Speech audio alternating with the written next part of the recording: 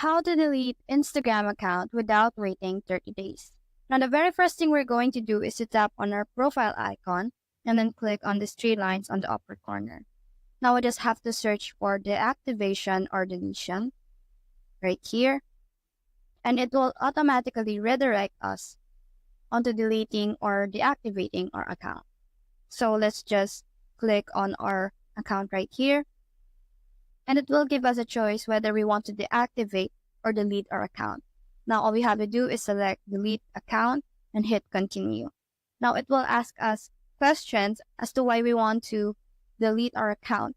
It will give us some options, and we just have to click whatever options we think is appropriate. So we just have to hit continue and then hit continue again. Now we just have to type in your password right there. Now you will be able to confirm your permanent account deletion only until August 4th. So it will make us wait for 30 days to be able to completely delete the Instagram account. However, if you want to hide something from your Instagram account, all you have to do is, let's go back.